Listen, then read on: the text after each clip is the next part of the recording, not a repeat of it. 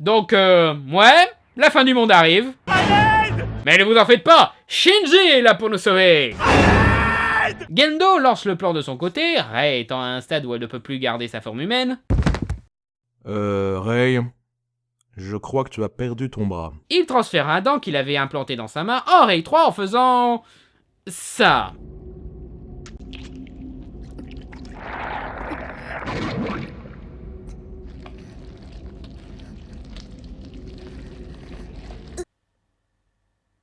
Pédophile! Non, cette fois ça marche là. Parce que là, techniquement, en Rei 3, elle a 4 jours. La zéleuse célèbre par la prière leur nouvelle ère.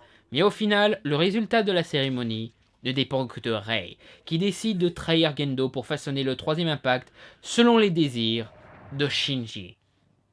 Donc le sort du monde dépend maintenant de ce que voudra ce mec. J'ai le numéro de Sacha de Pokémon, hein. Ça me paraît plus sûr pour augmenter nos chances de survie, hein. Non. La fusion entre Lilith, Adam et Rei crée une Rei à poil géante. Originale et horrifiant. Et elle contamine les Evas de la Zéleux qui se retrouvent avec le visage de Rei. Encore plus original et horrifiant. Devant cette créature, Shinji prend peur. Elle change alors d'apparence pour celle de Kaworu, ce qui le met en confiance pour qu'il s'abandonne totalement à la cérémonie. L'entité opère alors une attaque psychologique, le mettant face à la solitude qu'il a vécue durant l'enfance et le début de sa haine envers son père. Avant de le confronter au désir des femmes de sa vie, son incapacité à comprendre ceux qui le rejettent, sa colère envers celles qui le délaissent, avant de le mettre face à son besoin premier, avoir quelqu'un pour le sauver. Ce quelqu'un lui crachant au visage son égoïsme. Il lèvera les yeux et suppliera « Sauve-moi ». Et dans un murmure, elle répondra « Ça, non. »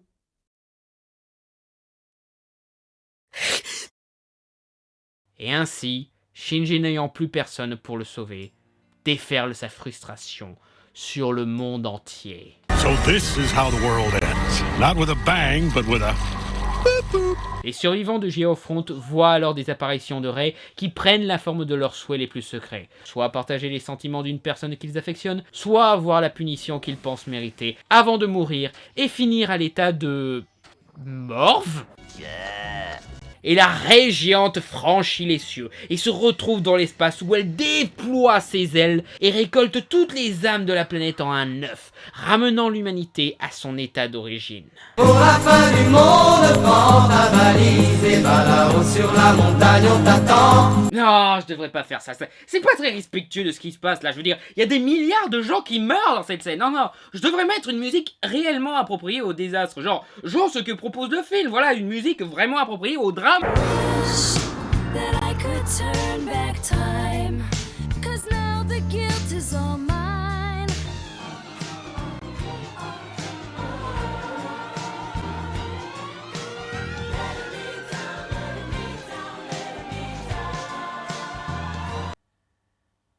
Bon ben, si on peut mettre la chanson qu'on veut, hein.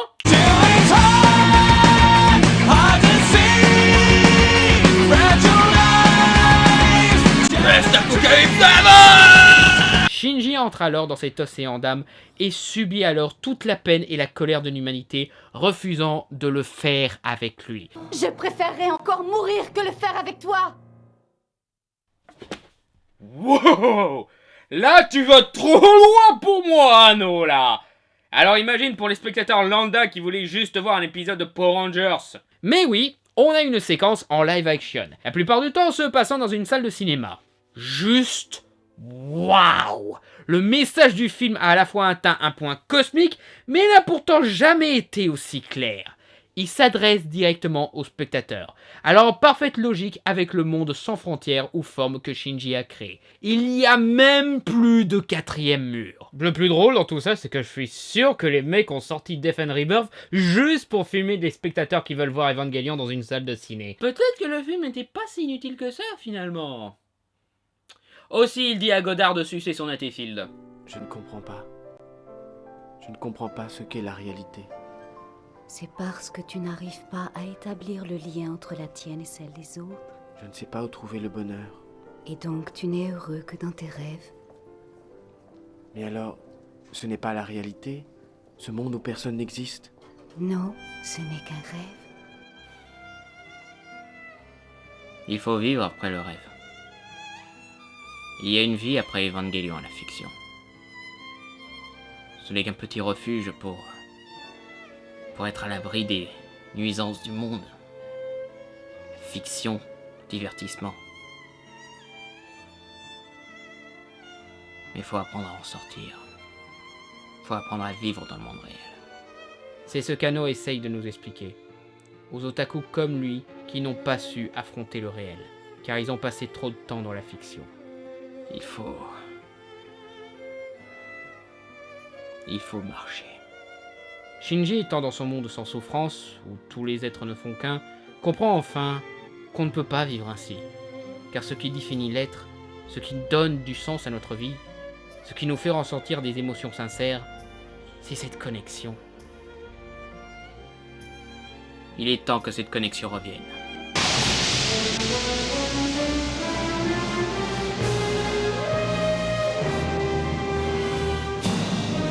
Le troisième impact touche à sa fin, laissant ambigu le devenir de l'humanité.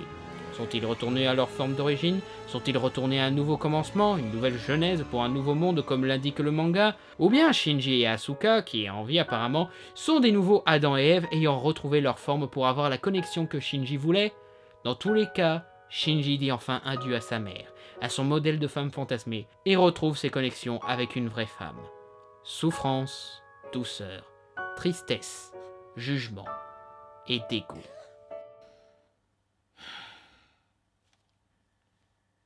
Ça me dégoûte.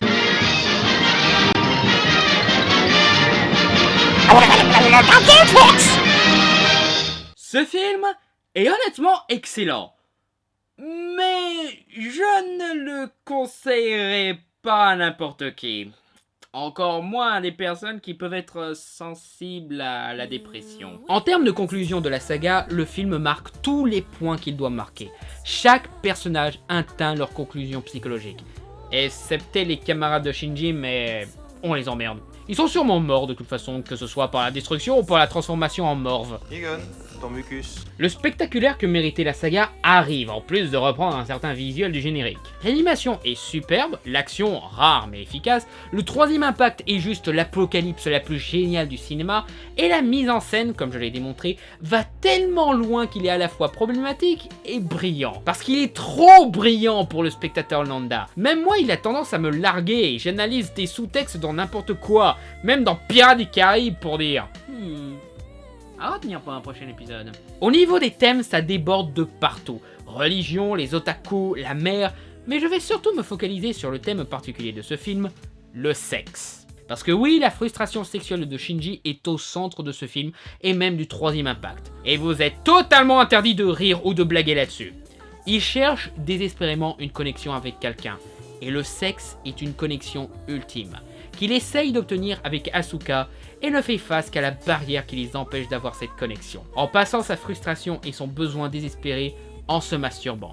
Et là, Rei, qui n'est qu'un fantasme manié par Gendo, s'offre à lui, en apportant la forme qu'il désire, pour qu'il embrasse enfin cette connexion intime, qui met fin aux barrières qui le séparent des autres, pour au final n'y ressentir rien, à part du vide. Et finalement, il renonce au fantasme, pour au final retrouver celle avec qui cette connexion a vraiment du sens. Et sentir, le toucher, la base du sexe, mais aussi les complications d'une relation, comme le dégoût de la jeune fille. Mais malgré sa grande qualité indéniable, je ne le conseille pas à tout le monde. Et pourquoi ça? Parce que ça dit ce qu'on veut pas savoir. Ce que tu ne veux pas savoir, plutôt. Tu veux rester dans ce monde de fiction que tu as évoqué. Ce monde de fiction, c'est l'imaginaire, c'est normal que j'y vis, du con. Mais pourquoi y rester? Pourquoi ne pas retourner dans la réalité? Parce que la dernière fois que j'y suis allé, un robot tueur m'a flingué! Juste une excuse pour retourner dans la fiction. Parce que c'est vrai qu'un robot tueur est une excuse réaliste, n'est-ce pas? Mais je t'emmerde au bout d'un moment! Je n'ai pas choisi où, comment j'allais crever! Tu n'as jamais le choix. Tu t'en rends compte maintenant. Non. Non, j'ai le choix. J'ai le choix. Et revoilà la fuite.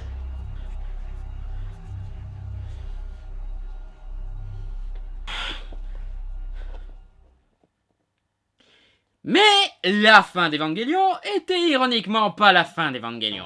En effet, la licence a tenu via les mangas, dont une série consacrée à Shinji et Kaoru, qui sont détectives privés. Ouais, ce truc est réel. Ou des tas de jeux vidéo, notamment un jeu de séduction, parce que la partie robot géant n'offre pas assez de possibilités, hein. Mais enfin, après tout ça, Gainax et Anno lancèrent une nouvelle saga de films appelée Rebuild of Evangelion, censée rebooter l'histoire d'Evangelion pour explorer une nouvelle direction. 1.0, you are not alone. 2.0, you cannot advance. 3.0, you cannot redo.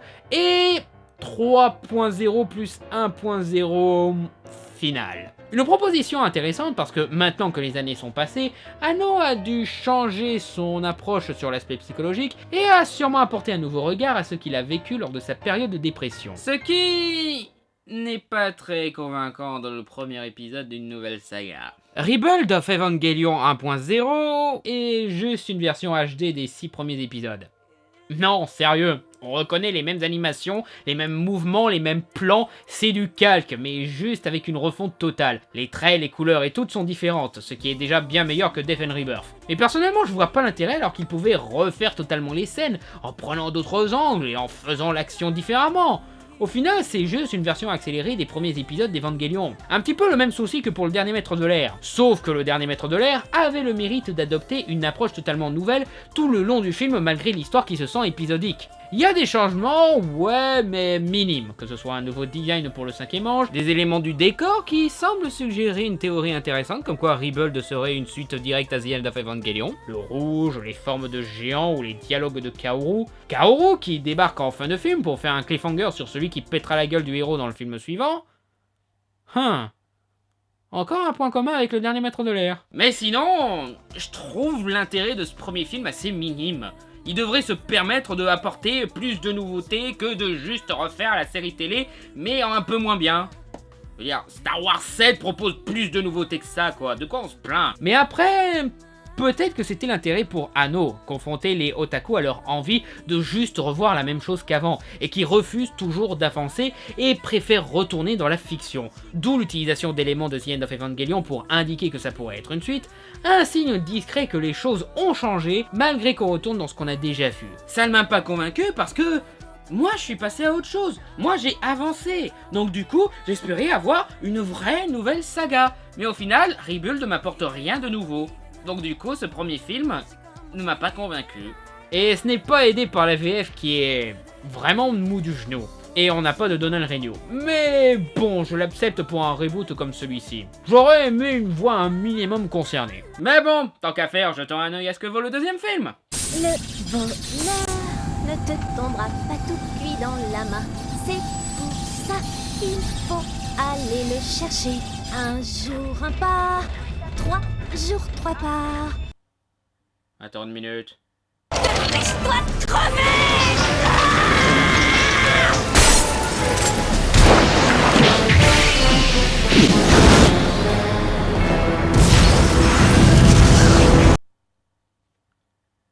Mais c'est... Je te dis adieu, Eva 05. Tu auras accompli ton devoir. Mais c'est totalement inédit!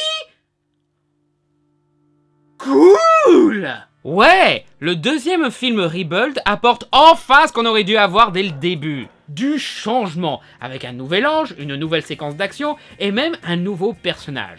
Elle s'appelle Marie, elle n'est pas aussi développée que les autres personnages, je vais même dire elle est limite anecdotique, mais elle apporte une autre figure féminine classique de manga et animé, à savoir la petite folle plus proche de l'animal sauvage que de l'humain. Et elle arrive plutôt bien à remplir son rôle dans le scénario. Et le reste du film apporte pas mal de nouveautés très chouettes.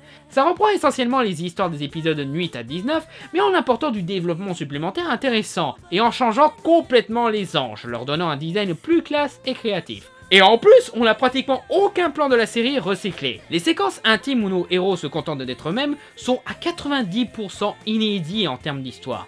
On a des sous-scénarios personnels intéressants, comme Asuka et Rei qui se font un peu une compétition de cuisine pour Shinji, dont la relation avec Rei est bien plus développée, là où elle était un petit peu oubliée dans la série. Ou encore une nouveauté sympathique, à savoir Asuka qui a elle aussi droit au bisoutage de la part de Pen Pen quand elle va habiter chez Misato.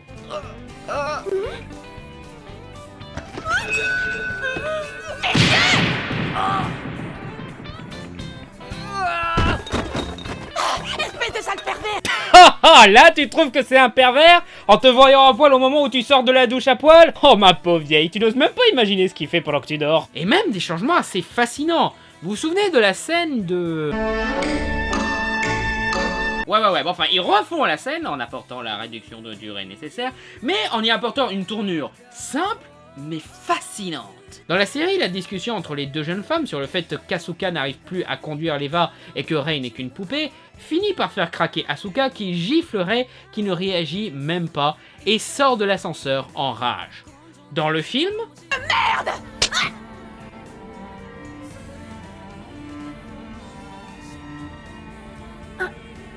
Et la discussion finit de façon plus calme, et au final apporte un développement plus positif pour Asuka, et leur relation devient même clairement plus amicale, avec Rei qui finit par lui envoyer un message de remerciement, ce qui touche Asuka. Quelle est bête celle-là. À sa manière. Ils ont même réagencé les histoires d'attaque d'anges et tout de façon plus uniforme et évité de l'aspect épisodique et trop riche pour un film qu'avait le précédent épisode. Mais cette fois, c'est même pas Toji qui va dans l'Eva 03 mais Asuka, ce qui permet de raccourcir comme il faut cette histoire, en plus de rajouter l'injuste de la situation d'Asuka qui devenait enfin une personne amicale pour au final être blessée. Littéralement, syndrome du hérisson. Ah, et aussi, je me moquais du choix de chanson pour le 3e impact de The End of Evangelion, mais...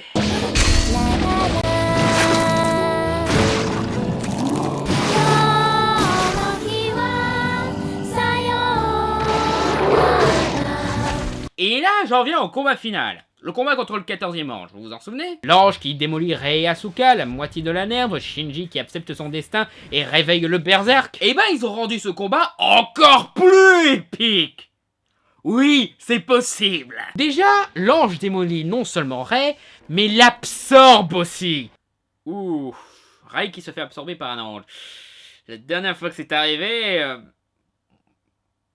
Ouais, on va tous mourir.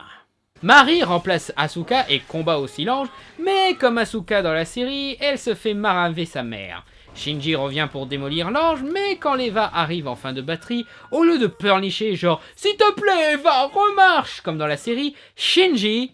Rends-moi... Ayanami! Fuck yeah! Shinji devient tellement badass qu'il donne des ordres à l'électricité! Ah merde, il me reste que 10%. Shinji, tu veux bien me recharger? Rends-moi TJ! Wow, 230%! Attends, ça ne devrait pas... Je me fous de mon sort! Je me fous de ce monde! Mais je ne laisserai pas tomber Ayanami! Je vais la sauver! Quel qu'en soit le prix! Sérieusement, comment rendre cette séquence encore plus badass? Ne lâche rien, Shinji-kun! Misato! Cette fois, fais-le pour toi! Bats-toi pour aller au bout de ton rêve! Ah mais oui! En rajoutant un speech épique de Misato, évidemment! Par la simple puissance de sa badasserie, Shinji récupère Rei. C'est romantique, c'est beau, c'est puissant! Mais du coup, ça l'a fait fusionner avec l'Eva et... C'est la suite du second impact. Le sœur d'impact commence. La fin du monde approche. Oups. Le coup de génie, c'est la chanson, joyeuse et romantique. Alors parfaitement avec le sentiment de rien à foutre de détruire le monde. Shinji retrouve Rei. C'est ce que tu veux, petit Otaku, n'est-ce pas? Genre, t'as rien appris de ce que je t'ai raconté, hein? Trop se focaliser sur le fantasme, et non la vraie femme ne t'aidera en rien. Et après le générique de fin, un autre fantasme de fan, un truc que les fangirls voulaient voir depuis le début. Qu'est-ce que c'était?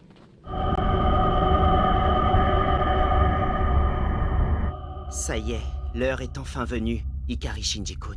Cette fois, je te rendrai heureux coûte que coûte. J'en fais la promesse solennelle.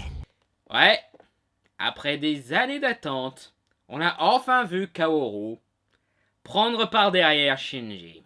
Je vais te faire sentir la puissance de Yaoi. Bref, ce deuxième film est largement supérieur au premier film et apporte enfin du changement concret, créant de nouvelles scènes tout aussi puissantes que celles de la série, voire plus car elle sert quasiment de correction de la série d'origine, ce qui est très cool. Même la VF rehausse le niveau, faisant revenir la plupart du casting original, notamment... S'il vous plaît, laissez-moi à nouveau piloter les 2001. Notre Seigneur et Maître de retour! Alléluia! Bon oui, la voix de Renu a bien mûri depuis le temps, mais on s'y fait vite. Et franchement, ça colle toujours pour un gamin de 15 ans. Par contre, je trouve assez bizarre qu'ils aient rajouté dans la traduction les formes de politesse japonaises. Shinji-kun! Misato-san! J'ai rien contre rajouter les formes de politesse dans la VF, on dit bien lady ou sir dans certaines VF alors qu'on devrait dire monsieur ou madame, voilà. Seulement, ça fait bizarre d'entendre tout d'un coup Shinji-kun ou Misato-san, voilà, c'est un truc qu'ils auraient dû faire dès le début de la saga en fait. Ah mais en fait, la VF de Rebuild of Evangelion 1 est tellement pourrie que même le 2 se retrouve endommagé. Oh la vache! Et bien sûr, l'animation et la musique sont superbes. C'est de loin mon film Evangelion préféré, pour son développement de personnages et ses moments épiques prenants émotionnellement. Et ça redonne beaucoup d'intérêt pour la nouvelle saga Evangelion. Du coup, je suis curieux de voir ce que va proposer ce troisième film. 14 années se sont écoulées.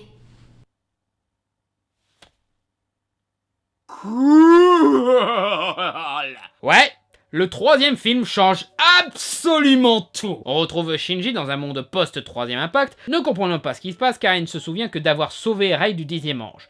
Du coup, il comprend pas pourquoi Asuka, Nick Fury, Misato et les autres lui en veulent au point de lui mettre un collier explosif autour du cou. Et il comprend encore moins qu'est-ce qu'il fout dans le vaisseau spatial du capitaine Nemo dans l'India le secret de l'eau bleue, et pourquoi il ne combat plus les anges mais la Zéleux.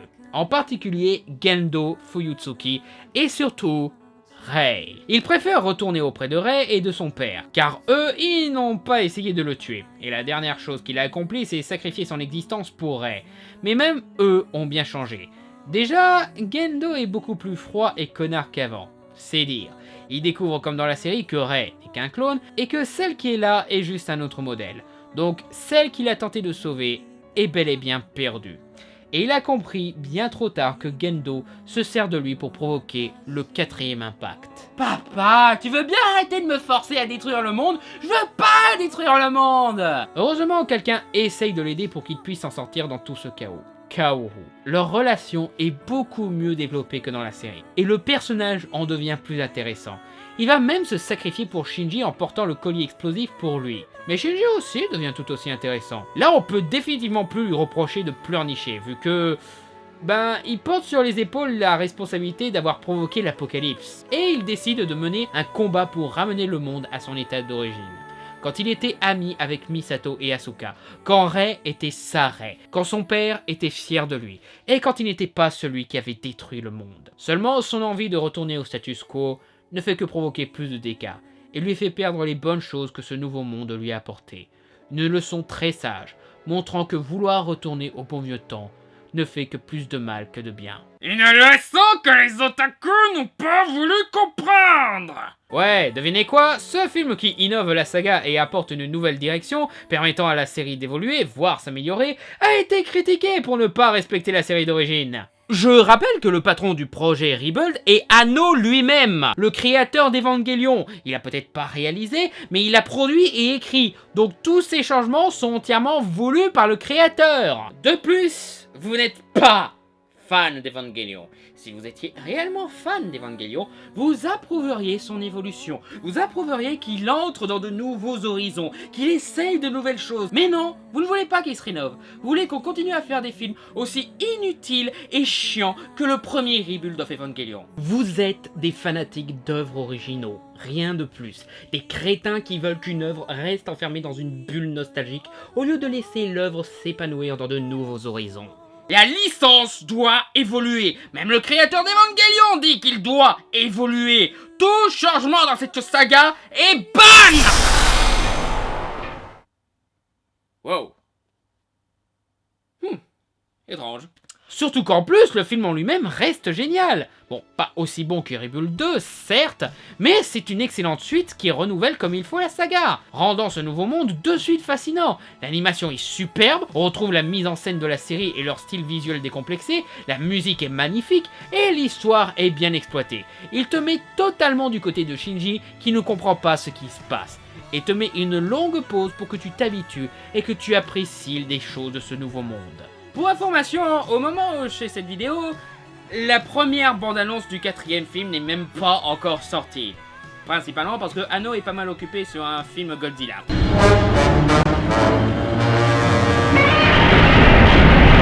Donc si vous me posez des questions du genre est-ce que je verrai ce 4e film? Évidemment que je verrai ce 4e film! Misato et Asuka ont changé et j'ai envie d'en savoir plus pour retrouver les personnages que j'aime. Parce que j'ai eu du mal à apprécier Misato qui est devenue beaucoup trop froide. Ce que je reproche pas au film, elle a de bonnes raisons d'être comme ça. Et peut-être que Misato survivra dans cette saga, tiens. Comment est ce nouveau monde pour ceux qui ne sont pas des combattants? Toji et les autres sont-ils toujours en vie? Et Kaji alors? On ne sait toujours pas ce qui lui est arrivé? Il est encore mort? Comment Gendo va lancer le plan de complémentarité cette fois-ci? Fait-il toujours ça pour retrouver sa femme? A-t-il changé d'objectif? On va avoir une autre attaque psychologique qui vire au touriste comme dans The End of Evangelion en guise d'apocalypse? Ou bien Shinji aura-t-il enfin une fin heureuse? Bref, j'ai hâte de voir ce 4e film et j'espère que cette vidéo vous aura convaincu de redonner une chance à cette série et de vouloir voir aussi ce 4e film. Ça ne marchera pas. Et tu le sais. Mon Dieu, tu continues à parler, toi? Oui, incroyable, n'est-ce pas? Tu continues à parler encore et encore. Alors qu'en vrai, tu sais que ça ne sert à rien. Tu ne sers à rien. Ferme ta putain de gueule! C'est ce que te disent tes détracteurs. Et qu'est-ce que tu leur réponds? Qu'ils n'ont pas d'argument de... Attends que je dis vrai. Tu vois, tu le sais. Tu as beau donner toute ton énergie, faire des efforts, te battre contre des géants. Tout le monde s'en fiche. Des gens pensent toujours qu'X-Men 3 et Total Spice sont bons. Et de l'autre côté, des gens continuent à penser qu'Evangelion est une mauvaise série prétentieuse. Je ne suis pas inutile! C'est vrai. Tu es un fléau. Quoi? Tu sais de quoi je parle. Comment se porte la constellation japonaise? Et qu'as-tu accompli depuis que la Ligue t'a engagé? Et de l'autre côté, qu'est-il arrivé pendant que tu étais mort? L'univers ne s'est pas arrêté de tourner après ta mort. Des gens continuent à se battre contre les ténèbres. Tu as toujours combattu seul. Toutes tes actions n'ont rien changé. Aucun des films que tu as défendus ne sont devenus des œuvres reconnues. Et ceux que tu as critiqués sont toujours appréciés. Tu n'es qu'un insecte contre une botte. Cela valait vraiment le coup de revenir de la mort pour ça. Non!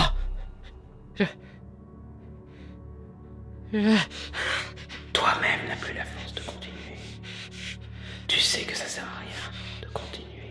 Alors pourquoi ne pas y mettre un terme? Laisse les autres s'occuper de cet univers. Laisse les autres critiquer mieux que toi. Tu es libre d'y partir. Tu as juste à te dire à toi-même. Tu peux enfin dormir.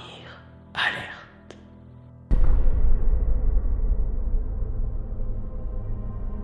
Ah, j'ai compris. J'ai tout compris. Te battre ne changera rien. Laisse tomber. Tu n'es pas une partie de mon âme. Et je le sais maintenant. Quoi? Je dois reconnaître que jusque-là c'était très convaincant. Faut dire, la fusion psychique que Master McGuffin a sûrement opérée entre toi et moi a dû bien aider. Seulement il y a un tout petit problème. Tu n'es pas tombé sur une poupée sans personnalité. Tu n'es pas tombé sur une pétasse qui déteste la vie. Et tu n'es pas tombé sur un pleurnichard, non.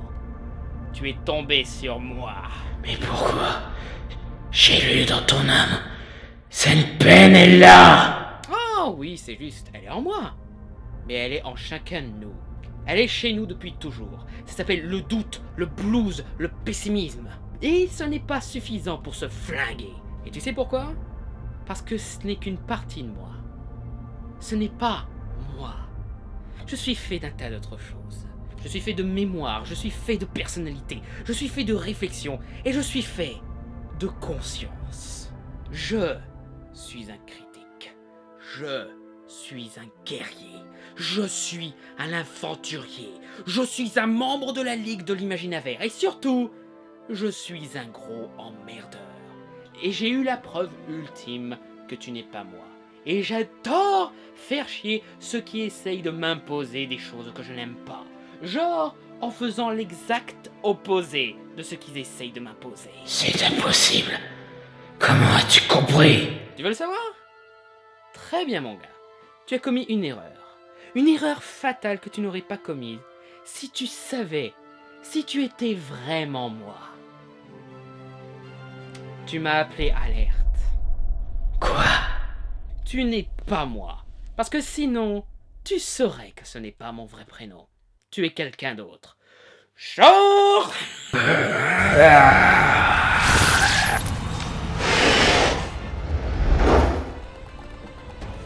Un psychologue incompétent, aussi connu sous le nom d'Ange.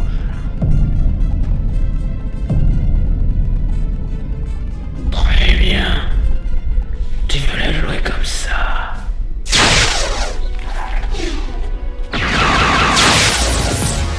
Tu ne peux rien contre moi. Oh, vraiment? Je ne crois pas. Vu comment tu as réagi à la façon dont j'ai utilisé mon Sonic sur toi, je me suis dit...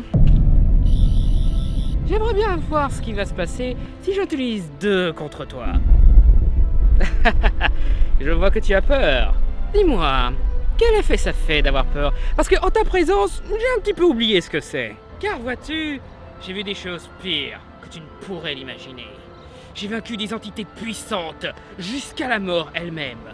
Donc, si tu veux me chercher des noises, amène-toi!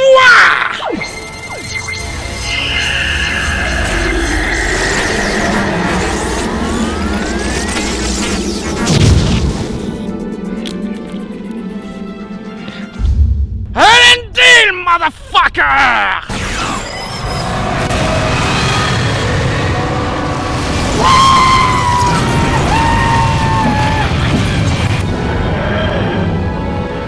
Le voilà! Icar, maintenant!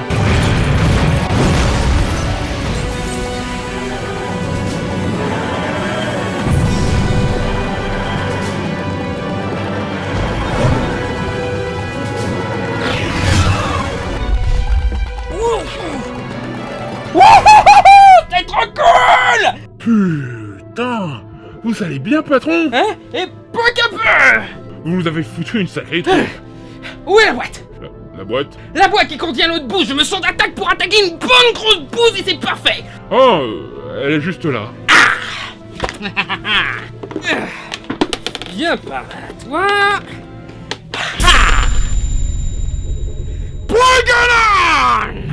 Malédiction! Votre plan a échoué, incompétent! Waouh, petit renard. Je ne trouve pas ça très malin d'insulter un mec qui peut t'effacer d'existence et te transformer en peau de pétunia. Et non. Mon plan a parfaitement réussi. Quoi? Tu sais ce qu'on dit. Trompe-moi une fois, honte sur toi. Mais trompe-moi 2 fois, honte sur moi. Et combien de fois encore, mon pauvre, tu vas tomber dans le même panneau? Que voulez-vous dire? Tu te souviens de l'aviateur, l'hologramme qui cachait le Major?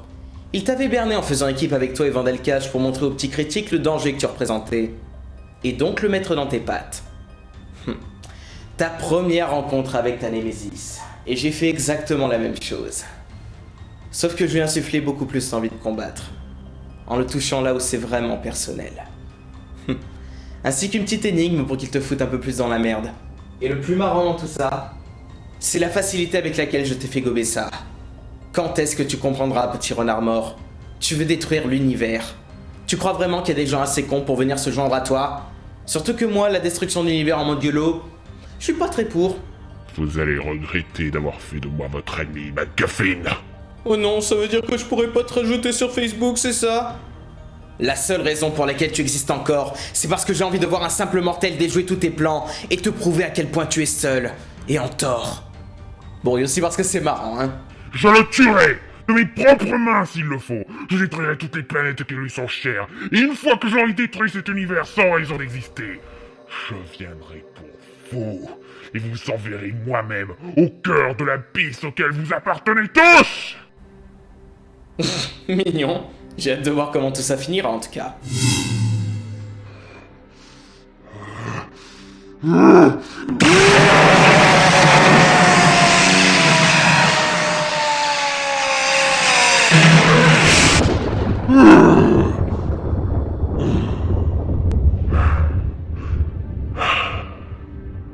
Très bien. Vous voulez jouer avec moi? Je vais vous apprendre à me choisir vos adversaires. In my mind, in a future 5 years from now, I'm 120 pounds, and I never get hung over because I will be the picture of discipline, never minding what state I'm in, and I will be someone I admire. And it's funny how I imagined that I would be that person now, but it does not seem to have happened. Maybe I've just forgotten how to see that I'm not exactly the person that I thought I'd be.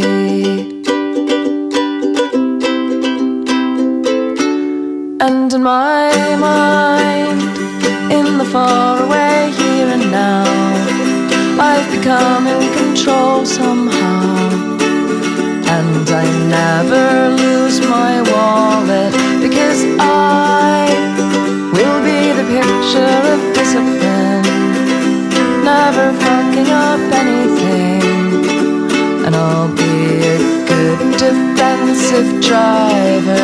And it's funny how I imagined that I would be that person now, but it does not seem to have happened. Maybe I've just forgotten how to see that I'll never be the person that I thought I'd be.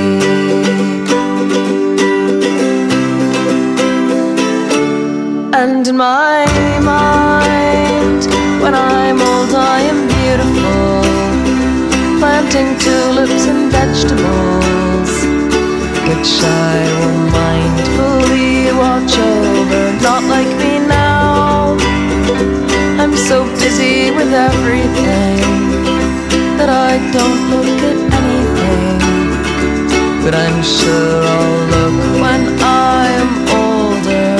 And it's funny how I imagine that I could be that person now, but that's not what I want. If that's what I wanted, then I'd be giving up somehow. How strange to see that I don't want to be the person that I want to be.